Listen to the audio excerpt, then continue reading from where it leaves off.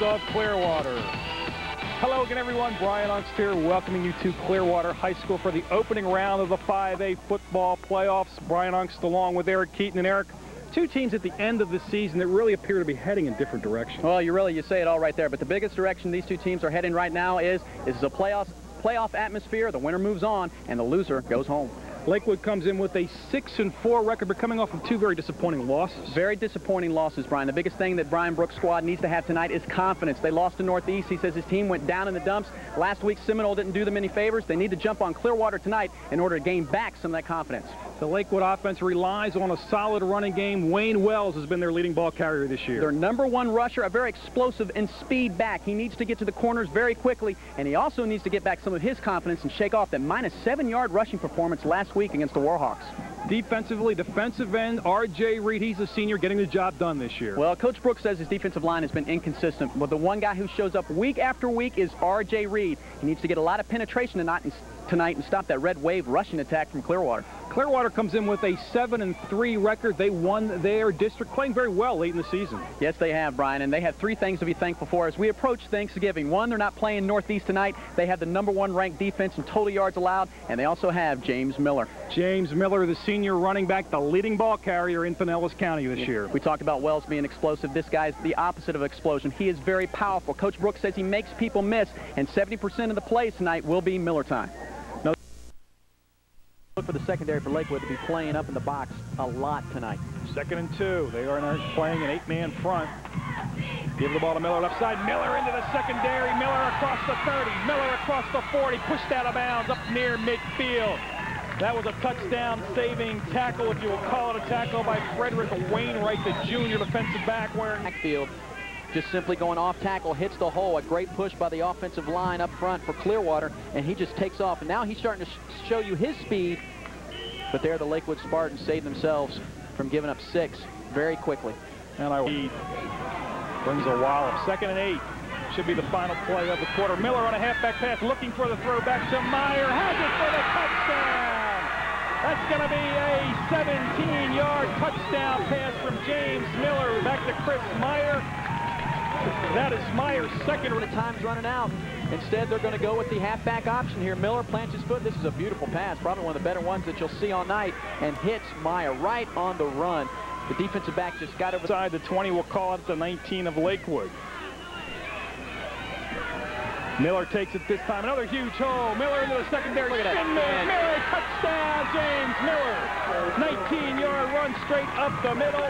Makes the second quarter. Leading the way, the center, Rodriguez, and now here's the spin move. Look at that. That is going to be on Sports Report. That'll be one of your plays of the year. You just have to love the move. Gets out of both tackles. Both guys, they tried to go down low, but Miller has great vision, according to Coach Brooks. And here he goes. He'll cut it back, and he'll fall forward near midfield for another first down as he's just into Lakewood territory. Give him the second quarter. 14-12. The Tornadoes up by 2. Miller, 12 carries for 73 yards. Backs this time in the I formation. Run blitz coming. Miller cuts out of it. Miller spinning forward inside the 20. Dives down to about the 16. The ball was down. They'll spot it at the 17. That was a nice run by Miller. Moving in behind his center. Had it to play, moving to its left, and he broke it back across the grain and just tried to dive a few extra yards. From the 17-yard line, Miller to the short side. Miller down near the 10. Another good gain on first down, Eric. That's what and they're going to spike it down, Brian. Kirby just Clearwater. Let's take another look from the end zone. See Miller coming up. Does that dive. That wouldn't be a problem. Give it to Miller. Big hole left side. Touchdown, James Miller. 4-yard run off the left side. Carries for 102 yards. Just takes the handoff. Running right at the back of that offensive line. You talk about some of those guys. Joe Holt. You also have Brent Bingham, the center. Anthony Rodriguez and Charlie. Kick is up. Meyer on the punt. Deep man is Antez Brinson. There's my fake There's earlier. Your fake, James Miller. He's going to have it easily. Miller into the secondary, inside the 25, inside the 15, all the way inside the 10. They'll spot it right at the 10.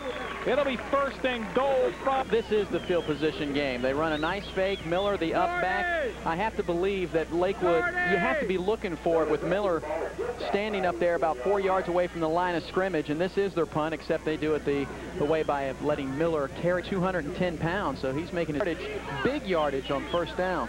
It's tough to play when it's always second and short, or it's first down again after your first down play. First and goal. Toss the ball at Miller, trying to get to the outside. Can he turn the corner? He does. 5-yard touchdown run off the right side for James Miller.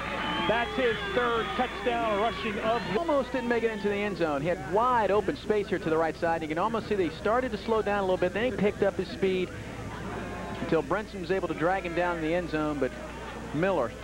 David Hahn out of the hold, except for the halfback pass from Miller. Yeah, to Miller Meyer. runs the football. 3rd and 11. On the draw, Miller. And cannot break the tackle of Ryder Wooten. Makes a nice play at the midfield stripe after field, but it was a shorter distance to go. It wasn't 8 yards. They run the draw, and you can see Frederick Wainwright's going to come up and try to make a tackle, but he does force Miller to try to make a move, and that gives time for Ryder Wooten to come over there. And Kirby remains in a quarterback run blitz. Miller gets it anyway. Miller defended right at the 20-yard line. He's going to say, my legs weren't down. Let's see. It's going to...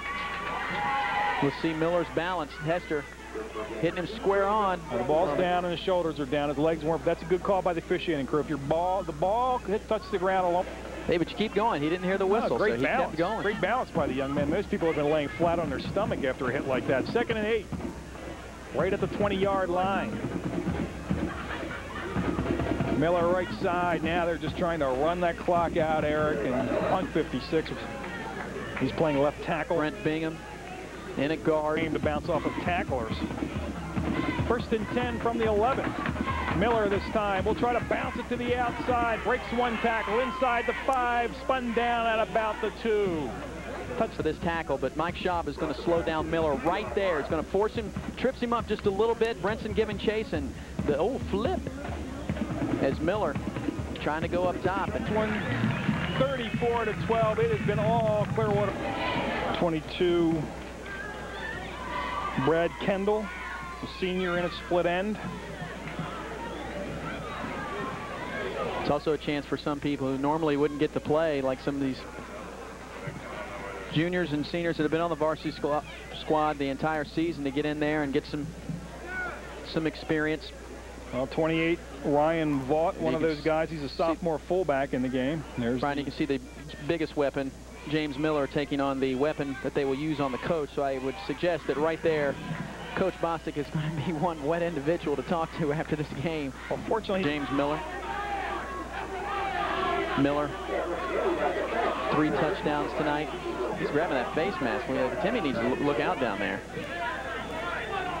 The Lakewood Spartans 35-12. Eric Keaton alongside James Miller, the 9th best rusher in the state of Florida. And James, you guys had some early problems in the first half. You fumbled the football, but that did not seem to upset your game whatsoever.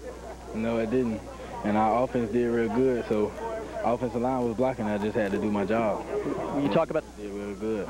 Excuse me. You talk about that offensive line and also your fullback. Talk a little bit about him, Don Labus. Really open up some holes for you, and also carries a lot of some of the mileage for you where you don't have to as well. Yeah, he blocked real good and he run real good. So everybody on the team did their job. It's a team game. That's right. It's a team game. And they also have a team on defense. James, thanks for joining us. Bring on a guy fresh. Have one thing in common in 1998. They won the games that mattered most. Those games being of the district sort. The Spartans recording a 6-4 overall record, but 4-1 in District 5A-10 gets them into the postseason. Same thing for Tom Bostic and the Tornadoes, whose impressive 7-3 record is highlighted by an undefeated mark in District 5A-9. Let's go out to Jack White Stadium for the action in the first quarter. Lakewood capitalizing on a Clearwater turnover. Donnie Davis to Wayne Wells on the sweep. 23 yards in total. 6-0 Lakewood. They missed the extra point. 7 minutes left in the first. Then Clearwater's version of number 3 and number 2. Chris Meyer to James Miller. Miller back to the quarterback, Meyer. 18 yards, 7-6 Clearwater after 1. In the second, new signal caller, Nick Kirby to Don Labus, and Labus shows what he can do. This one goes 50 yards before Julian Smith drags him down. Next play, James Miller. Sure, he can throw the ball, but can he run? Can he ever? Led Pinellas County in rushing this year, folks. 19-yard score, 14-6 Tornadoes. Spartans answer. Marcelo Church, the short touchdown. It's 14-12, 4 minutes left in the half. But Miller gets the call again and goes in for his second touchdown of the night right before the half, 21-12. Tom Bostic and company, a 9-point cushion going into second half action.